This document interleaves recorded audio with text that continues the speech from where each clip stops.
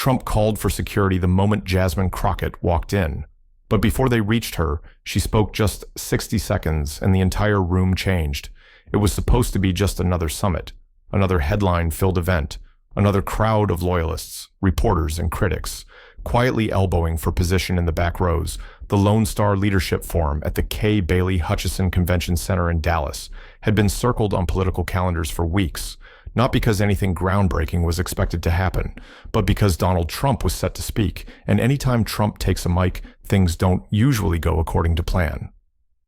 The lobby buzzed early that morning with campaign volunteers in navy suits, pressed lanyards slapping against their chests as they hurried past security and vendors, pushing pro-Trump merch by the table load, red hats, T-shirts, even a gold-plated bobblehead of the man himself. The ballroom doors opened late and still the place packed fast, every seat taken. Some attendees stood near the walls, craning their necks for a better view of the stage. The crowd was mixed in its own way, not ideologically, but generationally retired. Oil workers sat beside Zoom-era influencers, live streaming straight from their phones. Some came for policy, some came for the spectacle. All came expecting Trump to do what he always did: control the room, own the story, and take no prisoners backstage. The air was reportedly tight. Rumors were already circulating that a few members of Congress might make unplanned appearances. Security had quietly doubled with plain clothes, agents lining the exits and the perimeter of the stage. Then the lights dimmed. A voice announced him like a ring announcer. In Vegas, please welcome the 45th President of the United States, Donald J. Trump. He walked out slow, one hand raised like a prize fighter, that familiar grin plastered on his face. The applause was deafening, but not quite universal. A few scattered voices near the back didn't clap. One man coughed loudly in protest, another turned his back. Trump took his time walking to the podium, surveying the room like it belonged to him.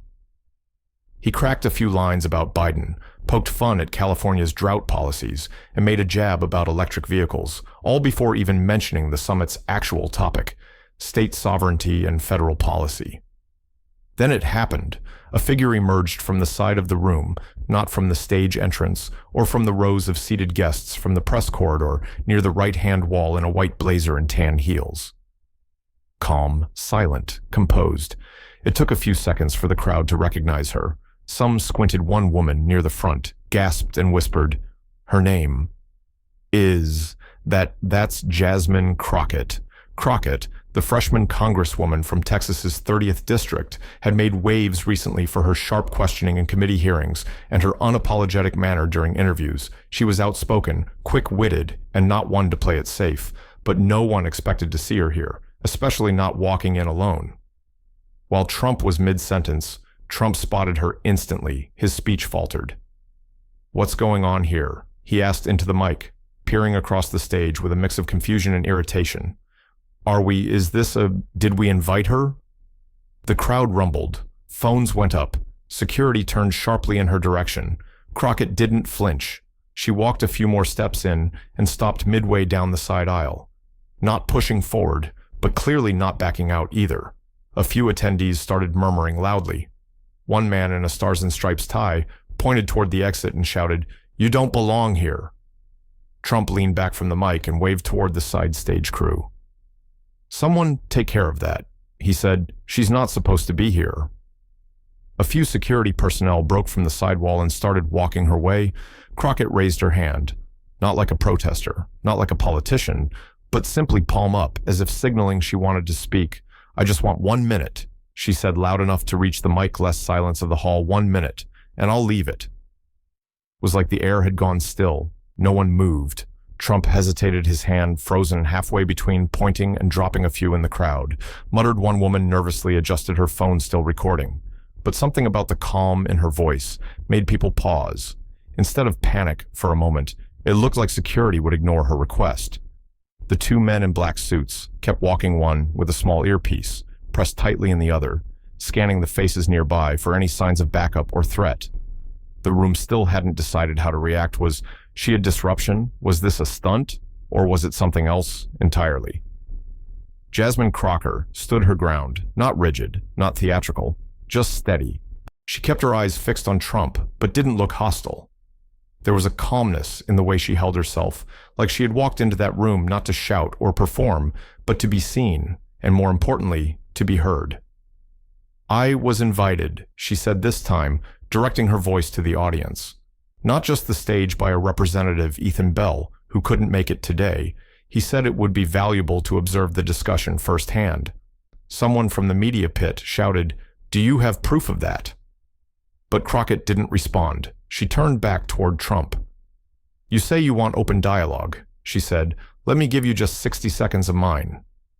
The two security guards slowed, clearly unsure of whether to proceed.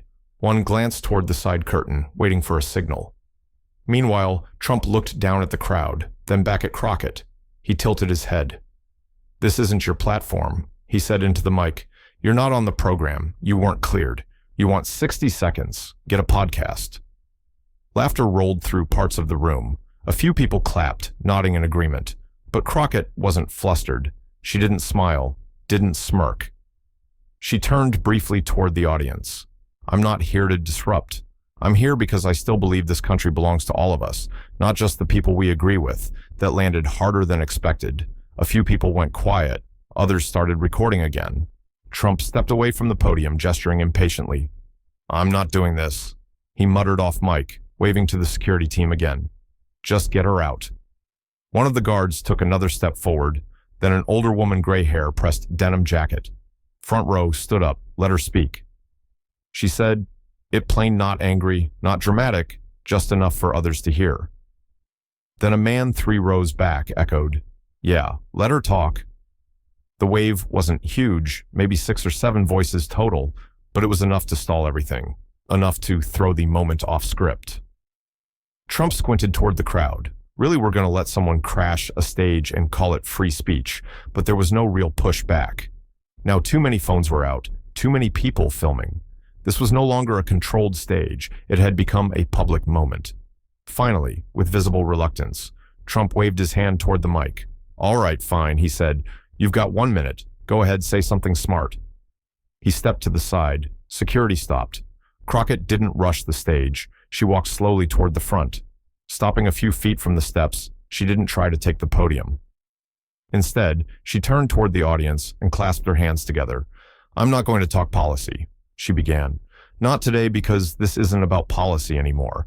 It's about people, how we talk to each other, how we stop listening once we hear the other side's name." She took a breath, scanning the room. "I grew up 10 minutes from here. South Dallas. I used to ride the DART to school and past this convention center every day.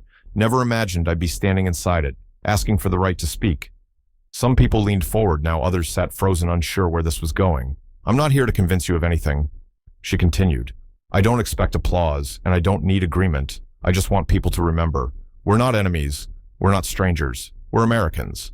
And if we can't tolerate a voice in the room that challenges us, we've already lost more than an election."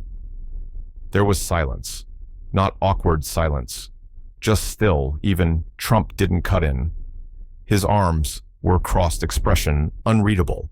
Someone near the back muttered something under their breath, but no one followed. Crockett looked around once more, gave a small nod, and took a single step back. That's all I wanted to say, but the room wasn't quite ready to move on. The silence was thick, not tense, but weighty, like everyone was trying to process what just happened. A few people blinked at each other, uncertain whether to clap, argue, or just stay quiet in a room where interruptions and grandstanding were common. Something about her calmness disarmed the usual rhythm of these events. Trump stayed off to the side of the podium, arms still folded. His body language wasn't the usual showmanship. He wasn't leaning into the mic or smirking at the crowd he was watching. Studying her, Jasmine remained in place just under the lip of the stage. She wasn't posing. She wasn't scanning for applause. She looked almost relieved, like saying those words had been more about getting them out than scoring points. Then slowly, a clap started from the back right corner. Hesitant 1 or 2 hands at first, then a few more. Not a standing ovation, not even close, but it was enough to break the silence. Trump stepped forward again, cutting into the moment. "All right," he said. "She had her say. That's America, folks, even when you don't want to hear it." His tone was half sharp, half dismissive.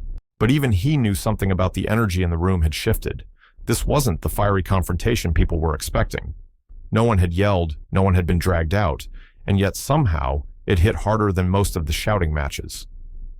These events usually turned into, then someone else stood up middle row, late 40s red golf shirt with a small Texas flag on the sleeve. "Congresswoman," he said loud and clear, "I don't agree with you on much, but you said that better than most people ever have respect." She didn't smile. She just nodded once, simple and clean. Trump blinked, clearly caught off guard. He raised a brow and turned slightly toward the man. "Well, aren't you full of surprises today?" Trump said with a quick laugh that didn't quite land. Then just like that, it started slipping back into normal. The moderators on the side stage whispered into their mics, trying to figure out whether to proceed with the panel or let the moment breathe. Reporters rushed to upload their clips, and security still hovering near the wall. Finally relaxed, Jasmine Crockett stepped back to the wall, giving space. She wasn't escorted out. No one blocked her. She found an empty chair near the exit and sat calm and silent again. Not smug, not rattled, just present, but the attention hadn't left her yet.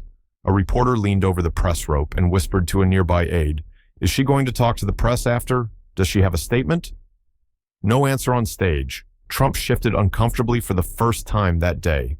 The spotlight wasn't on him, and it wasn't because of something he did. It was something someone else had said in his house on his time. He adjusted the mic. "Well, I think we've all had our civics lesson for the day." He said, "Now can we get back to the part where we talk about actually fixing the country?" There were chuckles, applause, picked back up the room, wanted its rhythm back, but it wasn't quite there. Because right before Trump could launch into his talking points again, someone else called out, not angrily, not disruptively, "Why don't you respond to what she said?" Gasps, phones lifted again. Trump froze. He looked toward the crowd, trying to find who said it, but the voice had come from a cluster in the center, and no one stood to take credit. He gripped the sides of the podium, eyes scanning. "I don't need to respond," he finally said. Voice clipped. "She's got her opinion. I've got mine. And I was invited." A few claps, half-hearted, some laughter. Then Jasmine did something unexpected. Again, she stood up, walked slowly back toward the side aisle, and instead of heading for the door, she turned around to face the crowd again. "I didn't come here for attention," she said plainly, "but maybe some of you came here needing to hear something different, not better, not perfect, just different." And with that, she left quietly, no cameras following, no security flanking her.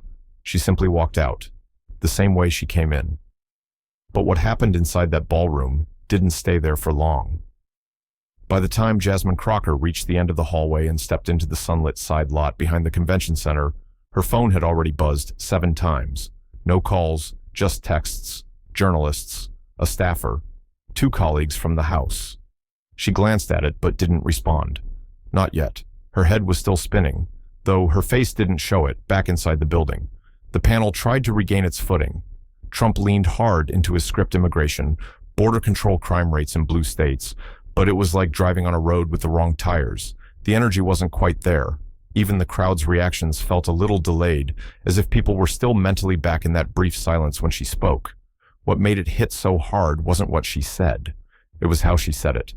No theatrics, no slogans, just steady words spoken plainly, like someone who was tired of yelling, and even more tired of being ignored by the time the summit wrapped and the crowd spilled back into the lobby. Talk of her entrance had already gone viral. People huddled near the escalators, replaying the clips on their phones. Attendees who hadn't even been in the room were asking to see the footage. It wasn't dramatic in the traditional sense, but it held weight, real weight, the kind you feel long after the event ends. 2 hours later, the first video clip hit Twitter. It was a grainy shot from an iPhone behind the press row, but it captured everything. Her walking in, Trump's reaction, her short speech, the man in the red golf shirt speaking up within 10 minutes. It had over 12,000 likes. The comments came fast. Didn't expect to agree with Jasmine Crockett today. But wow, respect. This is how you change minds, not with noise, with clarity. Trump didn't know what to do. She had him standing there with his mouth half open. Was this planned? If it was brilliant. Texas just got interesting by nightfall. Cable news had picked it up. Not just the networks you'd expect, but all of them. One station ran the headline, "Congresswoman Sparks Unscripted, Moment of Unity in Divided Room." Another called it an unexpected display of political courage, but the reactions weren't all praise. Some far-right commentators slammed her as an opportunist, accusing her of staging the moment to gain traction ahead of midterms. One talk show host claimed it was a Democratic stunt. "Come on," he barked. "You don't just walk into a Trump event unless someone wants you to be seen." Still, something about that claim didn't hold up, because if it had been staged, it would have felt louder, more polished.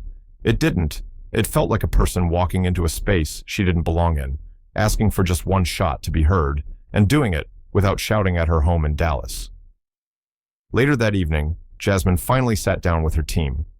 "I didn't expect it to go like that," she said. "You didn't expect applause either," her aide replied, "but you got some." "I wasn't looking for applause," Jasmine said, rubbing her temples. "I just wanted them to look at me and see a human being, not a sound bite, not an enemy." Her press manager, a sharp-witted guy from Garland named Reuben Sloan, shook his head as he scrolled through Twitter. "People are calling it a turning point," he said. "Even folks who hate politics are reposting it." Jasmine looked up, suddenly tired. "That's the saddest part," she said. "All I did was ask for 60 seconds without screaming, and now it's a national headline." Reuben paused. Maybe that's what people were waiting for, just someone to not scream. But while her team tried to manage the wave, another story had already started forming behind the scenes. Back at the convention center, the energy hadn't returned to normal, and maybe it wasn't going to. What started as a day built around political certainty had taken an unexpected detour into something more personal. People didn't walk out talking about tax reform or the usual red versus blue narratives. They talked about her, about that minute of silence, about the faces in the crowd when she said we're not enemies. What really stuck with folks wasn't the applause, but what happened right after. During a short break between panels, a small group had gathered near the coffee station, people from different parts of the state, ranchers from Amarillo, retired educators from Plano, and a pair of young veterans from El Paso. No one was yelling, no one was filming. They were just talking, one of the vets. A guy named Jonah Krill leaned against a column, arms crossed. "I'm a Trump guy," he said, "always have been." But she wasn't wrong, the way she carried herself. "Man, it got to me," the retired teacher beside him. Ruth Ashby nodded slowly. "She reminded me of my sister." Ruth said, stubborn as anything but kind firm, "Just wants to be heard." Jonah shrugged. "I didn't agree with her, but I respected her. Maybe that's where we start." Ruth replied, "Respect, not agreement." Nearby, a younger woman in a MAGA cap listened but didn't speak. She looked unsure, like she didn't want to admit something out loud, but it was working on her too. Even in the main conference room during the next panel, the undercurrent of what had happened stayed alive.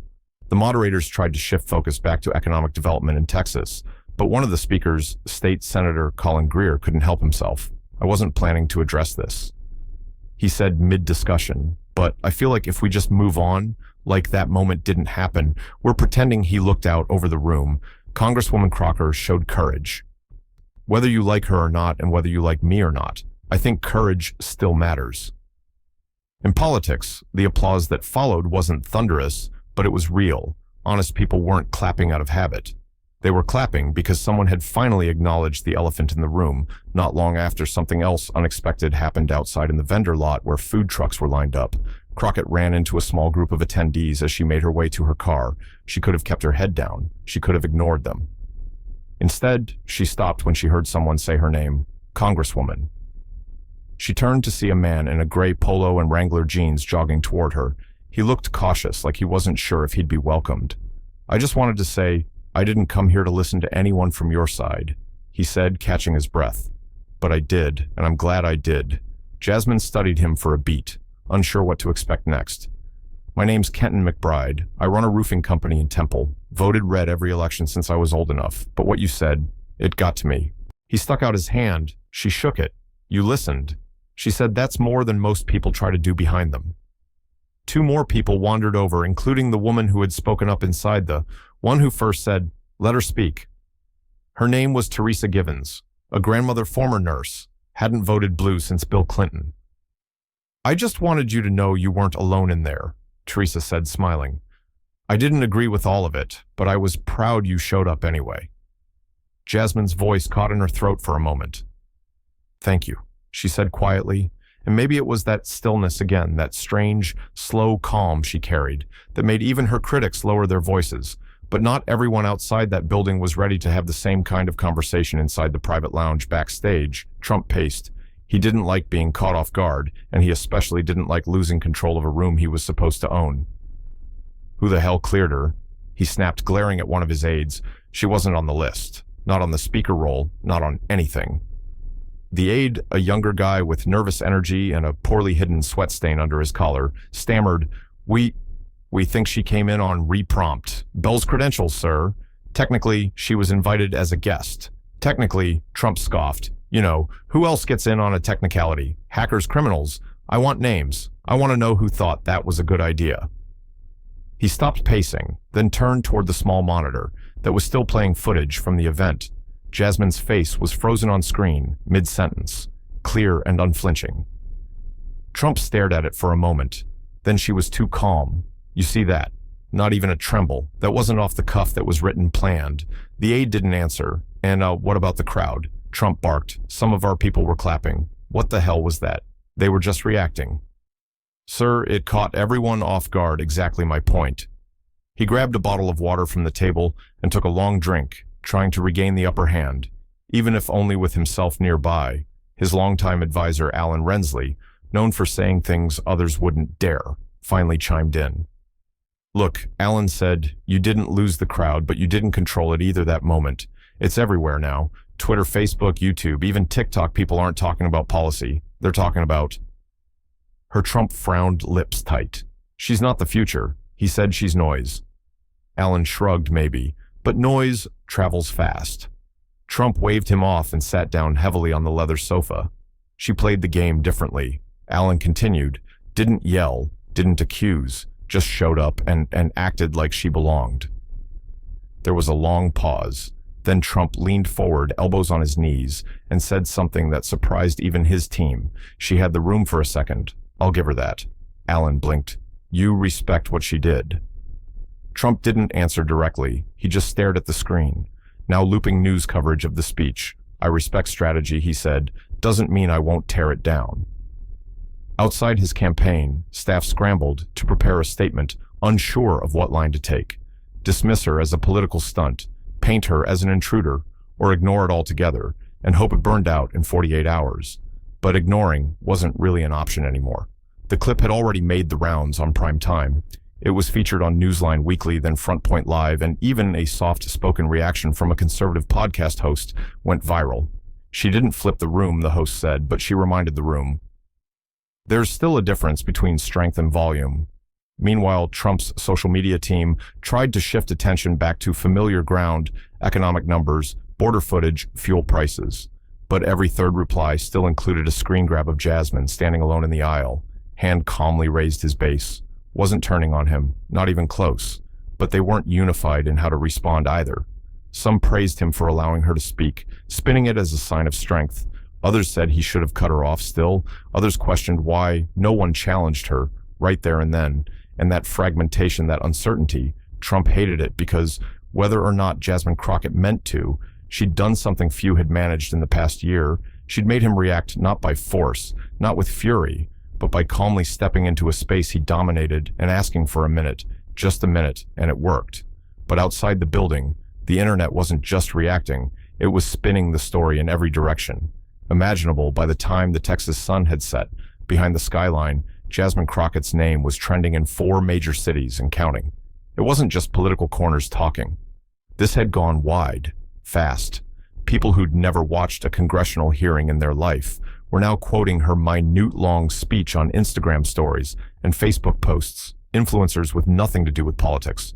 Fashion, bloggers, fitness trainers, even a guy known for rating barbecue were sharing clips, adding captions like, "This is how you speak in a room that wasn't built for you."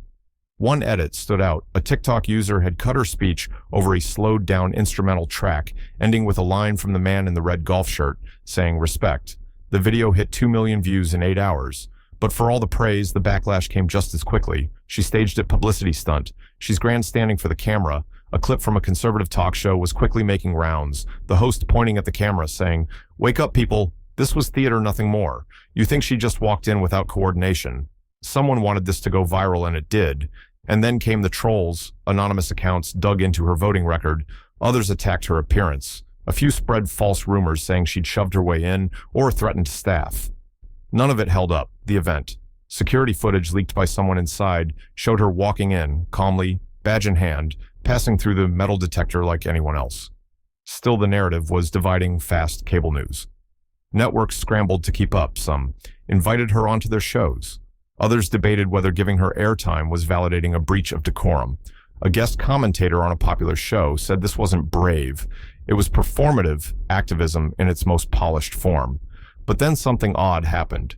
People who normally stayed out of political discourse, nurses, truck drivers, teachers started posting long, heartfelt takes. One Facebook post from a man named Brent in Lubbock stood out. "I was at that summit. I've voted Republican all my life. I've got a Trump bumper sticker on my F-150, but when that woman spoke something in me paused. I didn't agree with everything, but I listened. Maybe we all need to shut up for a second and start listening again." The post went viral. Jasmine herself quietly liked it. Meanwhile, her staff was trying to contain the flood. Her inbox had ballooned with invitations, interviews, podcasts, speaking engagements. Some were genuine, others smelled like traps, and the threats, well, those were there too, enough to get Capitol Police involved, enough that Ruben, her press manager, started carrying around a folder labeled just in case she stayed quiet. Through most of the first day, no tweet storm, no press conference, just a short statement released by her office. "I asked for 60 seconds in a room where I wasn't expected. I spoke, that's all, the rest is noise. But silence has its own way of keeping people talking. And in that vacuum, the public kept interpreting the moment for themselves." One late-night host cracked a joke. Crockett walked into a Trump event with more calm than a yoga instructor on chamomile, and somehow she's the threat. The line got a big laugh, but there was truth underneath the humor. People weren't sure what to make of it because it didn't fit into the usual media boxes. She hadn't yelled, she hadn't accused, she hadn't even stayed to take questions. She just asked for 1 minute, and now whether she wanted to or not, she'd become a symbol of something much bigger. But inside political offices across the country, what mattered wasn't how the public felt.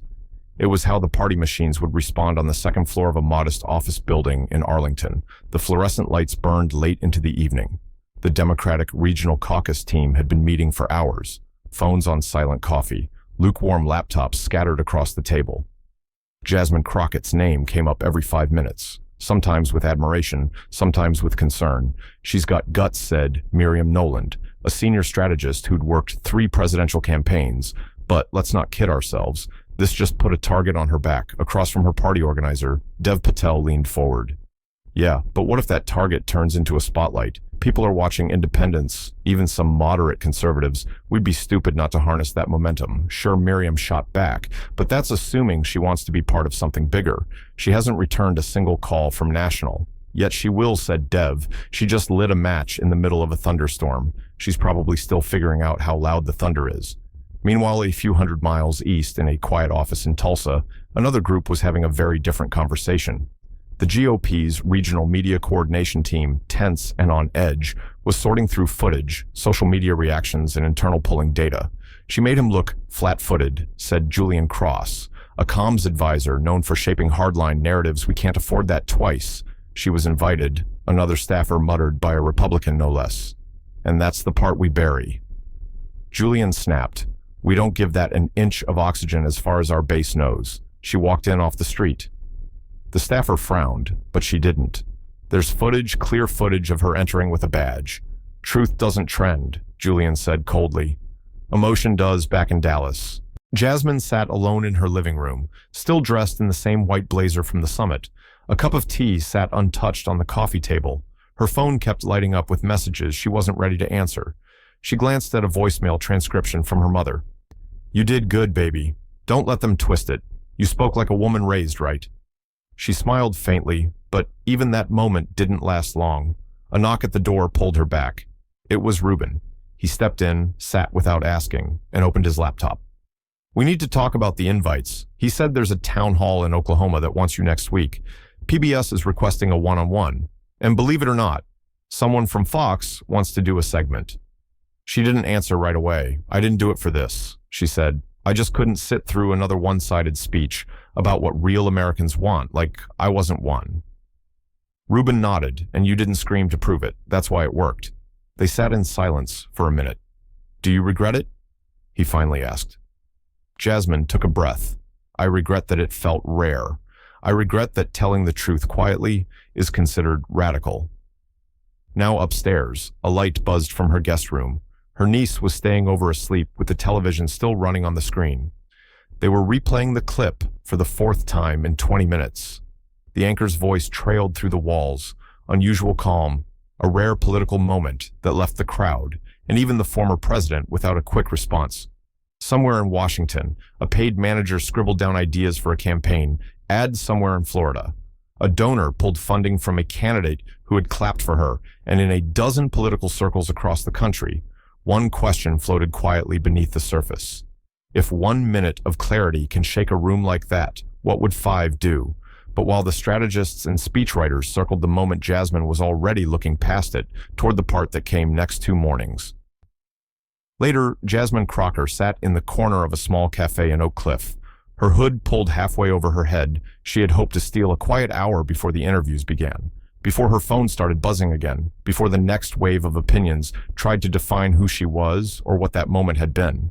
But quiet never lasts long. When the country decides you've become something symbolic, a barista recognized her first, nodded, said nothing.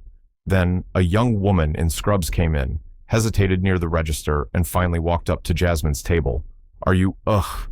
She started, unsure. Jasmine looked up, tired but polite. "I am?" The woman smiled, eyes glassy. "I watched your clip 3 times yesterday. My dad's a trucker. He's never voted for anyone but Trump. But when he heard what you said, he got real quiet. He just said, 'She's got guts. Reminds me of your grandma.'" Jasmine blinked, not expecting that. The woman placed a folded note on the table.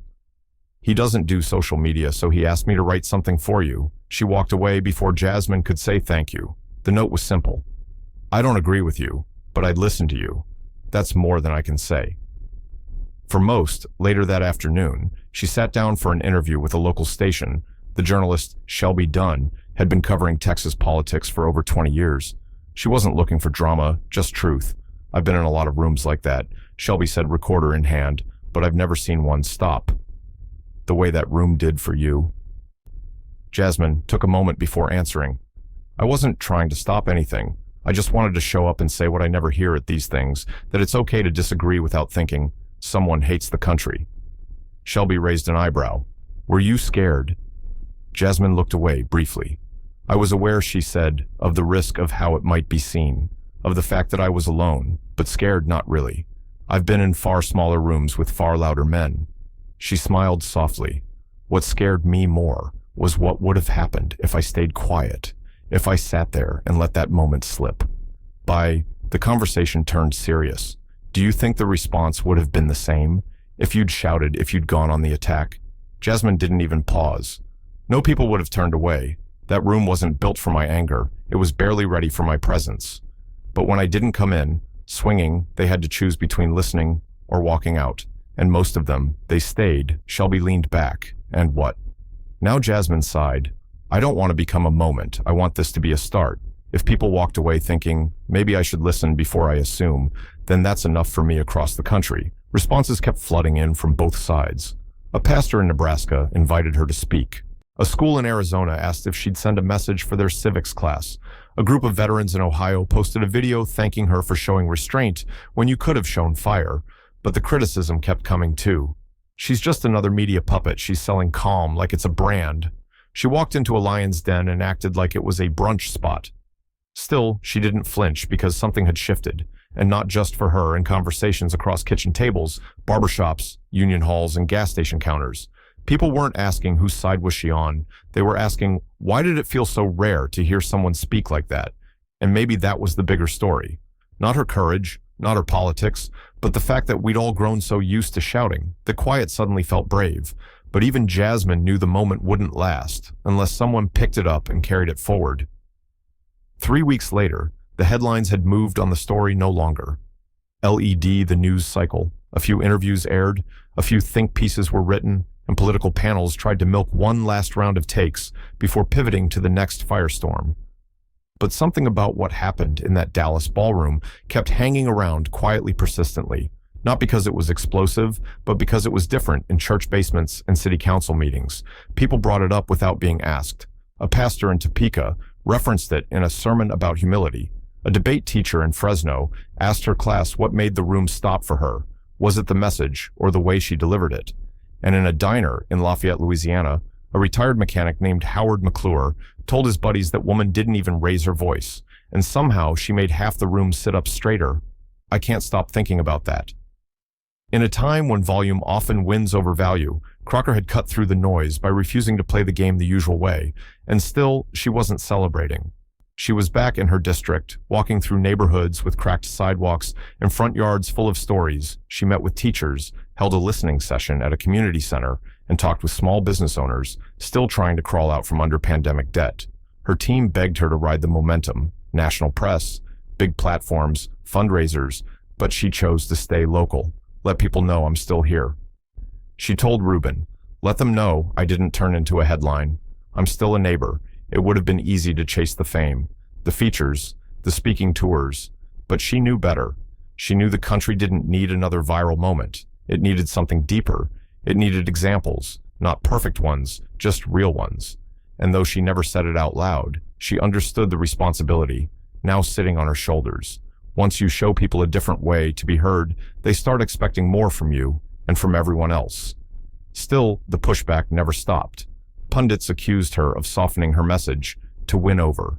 Centrists, party operatives, questioned if she'd gone off brand one high-ranking official, even told her you're a Democrat, you're supposed to fight fire with fire.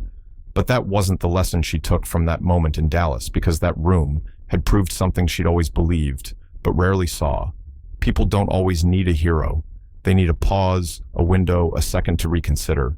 And sometimes, that only comes when the shouting stops long enough for a voice like hers to break through in her final interview before going quiet again. A young reporter asked, "What do you want people to remember about that day?" Jasmine sat with the question for a long time. "I want them to remember what it felt like when nobody was yelling." She said, "I want them to remember that." Just for a minute, a room full of people who didn't agree on much still listened to each other. The reporter nodded. "And what would you say to someone who feels like speaking up isn't worth the risk?" Jasmine looked right into the camera. "I'd say silence is a risk too. And the longer we pretend that only the loudest voices matter, the more we lose the people who actually have something worth saying outside the studio." Her car waited in the lot engine, running another meeting, another neighborhood, another face at the door with questions she couldn't answer in sound bites. But she was ready, because this wasn't about viral clips or strategy boards. It was about showing up every time, even in rooms where the odds weren't in your favor. Especially then, she opened the door, took a breath, and stepped out into the noise again, willing to risk everything for just one more quiet moment. And maybe that's the message we all needed. Not to be louder, but to make our words matter more, if this story moved you, even just a little. Don't forget to subscribe, because sometimes one voice spoken calmly at the right moment can shift everything.